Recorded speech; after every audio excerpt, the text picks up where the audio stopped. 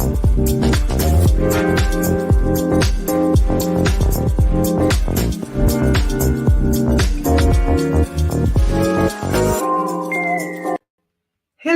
and welcome to Finance Conversations, and happy St. Patrick Day to all Irish people and people of Irish descent.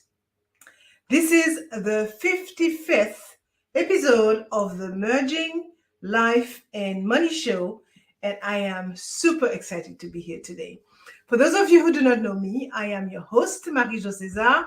I help professional women bridge the gap between life and money by teaching them the relevant skills and knowledge they need to take control of their finances, manage their money, and understand that they can live their best life with the money they have. Thank you for joining in today. And if you are watching the replay, make sure to type hashtag replay in the chat. Welcome, welcome, and welcome. I come to you live every Thursday at 5 p.m. Pacific Standard Time to share valuable information about how to achieve financial wellness with me and live your life with means and meaning. As you may know, the main objective of the Merging Life and Money Show and my very, very strong why is to empower as many women as I can with what I know about money and finance so that they can live their best life yet. Today, I will be talking about financial wellness. So, how comfortable are you with your current financial situation? Well, if you are not, don't worry. You are not the only one, because recent statistics show that only 34% of Americans consider themselves financially healthy, right? And this is actually representing a 14% drop from March 2011. So I can't help it, but this begs the following question. Why are so many people so unhappy about their personal situation? I would say their personal financial situation. I would say that there are many, many reasons for this, including the lack of financial consciousness, the lack of financial education, poor money management skills, and as we all know, the high level of debt.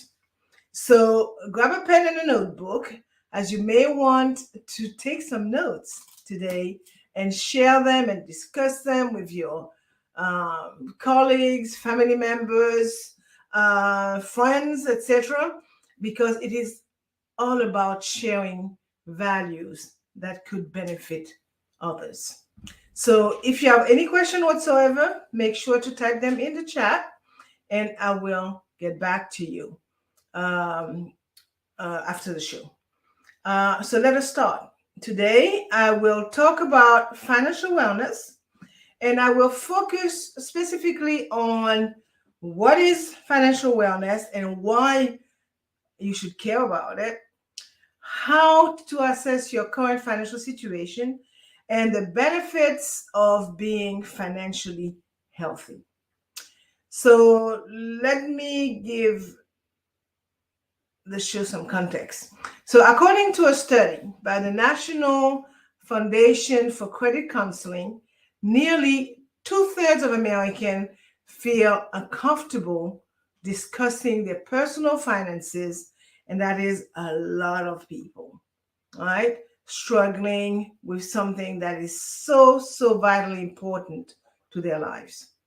Also, it is important to note that neglecting your finances can have serious consequences. So first, I am going to look at how we define financial wellness and why you should care about it. So financial wellness is the state of being able to meet your financial obligation and having a plan in place to reach your financial goals. So financial wellness includes everything from saving for retirement to budgeting for a rainy day. So in order to be financially well, you need to have a firm handle on your finances. Okay, basically, you should be telling your money where to go instead of finding out where it went. All right, so there are a few components to financial wellness. The first one is financial mindset. This is your relationship with money and how you think about it. The question is, do you see money as a source of stress, or do you view it as a tool that can help you achieve your goals? If you have a positive financial mindset, you are more likely to be financially well. The second component of financial wellness is financial knowledge. This is knowing how to manage your money and make wise financial decisions. There are a lot of resources available to help improve your financial knowledge today, okay, including books, including the internet. Many websites address this topic, and there are tons of financial courses. Now, the third and final component of financial wellness is financial habits. This is everything from saving money regularly to paying your bills on time. Okay? So financial wellness is not something that you achieve overnight. Let me say that. Okay? It is a journey that takes time and effort. But if you are committed to becoming more financially well, the reward will be worth it. So, why should you care about financial wellness? Well, for one, it can improve your overall health and happiness. That's for sure. So when you're stressed about money, it can take a toll on your mental and physical health. But when you have a healthy financial mindset, you are more likely to be happy and productive, both at work and at home. Financial wellness can also help you achieve your long-term goals. Yes. And by developing good money management skills, you will be able to save more, invest wisely, and build wealth over time. So I will conclude the first point by saying that financial wellness is important because it allows you to have a healthy relationship with your money. And it can help you to be more mindful of your spending, save for the future, and make sound financial decisions. So by taking steps toward financial wellness, you can improve your overall well-being, and you can also improve your peace of mind. Now, let's take a look at the second point, which is how to assess your current financial situation. So when it comes to our finances, most of us tend to just go through the motions, right? We work hard, we earn money, we pay our bills, and we save what's left over. But is that really enough? After all, if we are not working towards something bigger, like a specific goals or life purpose, what's the point, right? So it is important to take some time for reflection and do a financial assessment that involves looking at your money mindset, your life purpose, clearly your numbers, right? Your spending habits, and your overall financial situation. Remember, even small steps can make a big difference in the long run. And the most important thing is to get started and keep moving forward. So the first step is to assess your current money mindset. Do you tend to spend more than you earn? Do you have a lot of debts? Are you comfortable with risks, or do you prefer to play it safe? Okay, so once you answer these questions, you will be able to determine your financial goals. The second step is to figure out your why. Okay, once you know your why, you can begin working towards your financial goals and allocate your money accordingly. So, in so doing, your financial plan will align with your life purpose. I will add that it is very important to know your why. Right? Why do you want to save money? Why is your, I should say, what is your ultimate goal in life, right? Is it to retire early? Is it to travel the world? Or is it to build a business? Okay. The point I'm trying to make here, knowing your why will help you stay motivated when times are tough, and will also help you make better financial decisions. Now, the third step is to get organized with your numbers. Okay, gather all your information, including your income, expenses, your debts, an investment, your tax information, etc. Okay, this exercise will give you a clear picture of where you stand financially. So once you have gathered everything that you need, it is time to start crunching the numbers. Determine your total monthly income and expenses, as it will give you an idea of how much money you have available to put towards debt and towards your investment each month. Calculate your net worth. Okay, this is simply the value of your assets minus your liability. So your assets include things like savings, investment, property, and liabilities are things like credit card, debt, student loans, and mortgage. Um, Take a look at your debt to income ratio. Okay, this is the amount of debt you have divided by your total income. And let me add that a debt to income ratio of 36% or less is considered healthy. Now, the fourth step is to take a close look at your spending habits and be honest with yourself when answering the following question. Do you tend to spend money impulsively, or do you stick to a budget? Also, find out if there are areas where you could cut back on your spending. The fifth steps is to assess your debt situation. How much debt do you have? And what are the interest rate? This is information that you must not only have but also understand. Okay, are there any debts that you could pay off sooner by making higher payments?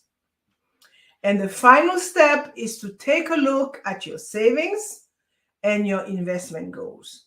So, do you have enough saved for retirement? Okay, so for example, if your employer has a 401k plan, are you maximizing your contributions? Right? And are you on track to reach your other financial goals? So if you are not happy with where you are at, don't be afraid to make some changes. Okay?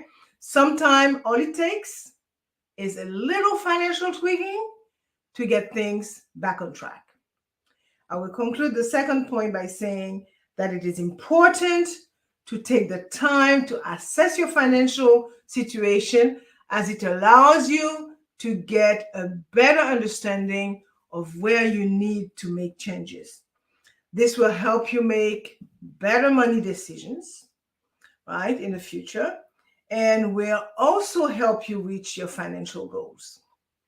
Now, let's look at the third point, and I should say also the last point for today's show: the benefits of being financially healthy. Did you know that being financially healthy has a variety of benefits?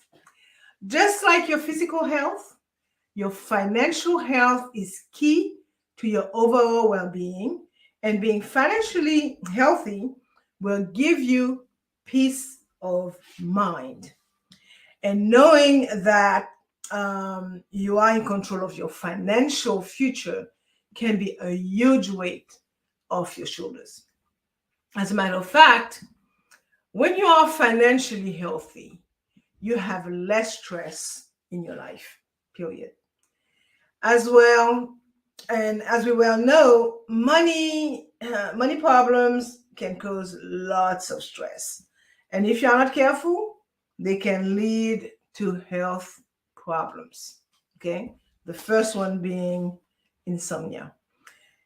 It is also proven that people who are financially healthy are more likely to have healthier relationships and be happier. They are also more likely to have a higher self esteem and be less stressed. This is because financial wellness means that they can pay their bills and manage their money, which indicates that they are in charge of their own lives. As I see it, when you are financially healthy, you have more choices in life. You can choose what you want to do with your life instead of having to do what you have to do to make ends meet. And moreover, you will be able to retire when you want to instead of having to work until you cannot work anymore. This happens far too often. And to add to it, I will say that when you are financially healthy, you are less likely to go into debt or file for bankruptcy, as you tend to have a good understanding of your finances and how to manage them. Also, you are less likely to make impulse purchasing or rack up debts. And if you happen to have debt, financial wellness can help you get on track to pay it off. Okay? So I will end this final point by saying that financial wellness financial wellness can also help you build wealth over time, because by investing your money wisely and avoiding costly mistakes, you can grow your savings and create a solid foundation for the future. Bottom line, being financially healthy can help you live a happier and more fulfilling life. Okay, so I'm going to wind down some and summarize what I talked about for the past 17 minutes. I talked about what is financial wellness and why should you care about it. I talked about how to assess your current financial situation, and I also talk about the benefits of being financially healthy. A few last words before I bring the show to a close for today. I would like to talk about some steps that you can take to become more comfortable with your finances. The first thing is that you must take full responsibility for your money situation. Okay, you are where you are because you choose to be where you are. Second, take a close look at your spending. Do you have any unnecessary expenses that you can cut out? Okay, and nowadays this is so easily done, guilty as charged. Okay, the subscription that we take on because of something interesting, and we put down a credit card and then we forget to cancel once we have gotten what we really wanted. Okay, and the magazine that we purchase online that we never get a chance to read, or the gym membership that we have and we hardly set foot in the gym. So third, make sure that you are saving for both short term and long term. Okay, so have your goals very well put in place so that you will be able to have markers on the ground. You'll be able to check how well you're progressing with those. Fourth, create a budget and stick to it. Okay. You must have a spending plan. You must have a savings plan.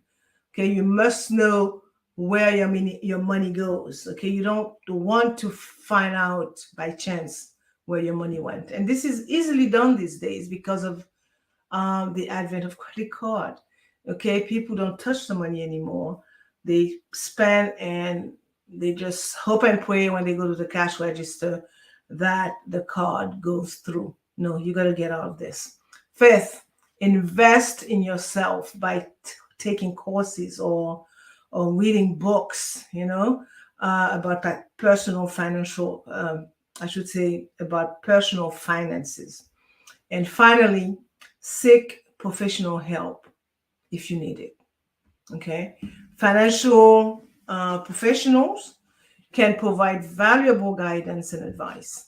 Okay. So do not hesitate if you feel that you are losing control, even before you get to that, to reach out to a financial planner, a financial advisor, or someone that you can trust. Note also that financial wellness is a journey, okay, that is worth taking. By making small changes in your financial habits, you can improve your financial health and lead a more financially secure life. So, what are you waiting for? Start your journey to financial wellness today. Now, if you are struggling to make ends meet each month, okay, and you're living from paycheck to paycheck, and you feel that you need help getting your finances in order, okay, financial coaching and financial mentoring can help. So take the first step by scheduling a complimentary financial consultation with me soonest. Okay, together we can map out a plan that will help you with your goals and achieve true financial wellness. In fact, let me show my banner there so you could see my information. How you can reach me. And to access my calendar, please visit my website, maryjocaesar.com, and click the word resources in the menu bar, or type maryjocaesar.com/consult in the web browser. This information actually is scrolling at the bottom of the screen. I'm going to leave it there until the end of the show. Now, looking forward really to helping you. Okay, so take that step and do what you got to do to get off this financial unease. Now, as you know, I like to end the show with a quote, and today I am going to quote myself. So, when you are financially healthy, you can focus on what matters most to you. Okay. So this brings us to the end of today's Merging Life and Money episode. And let me share my contact information, which actually is scrolling under the screen right there. So I can be reached via email, mj@maryjocaesar.com, or by sending me a direct message via Messenger. Okay. I hope that you have enjoyed today's show, and I will encourage you to watch the replay. Okay. So for more information about how to achieve financial wellness from the inside out and live a purposeful life with the money you have, join me next week, Thursday, at 5 p.m. Pacific Standard Time, 6 p.m. Mountain Time, 8 p.m. Eastern Time, 9 p.m. Atlantic Time for my Bermuda peeps, and 10 a.m. Friday morning, Brisbane, Australia, for my Australian friends. Thank you for being here today on the Merging Life and Money Show. I am your host, Marie-Jo Caesar. I will be back again next week. Until then, continue merging life and money. Bye for now.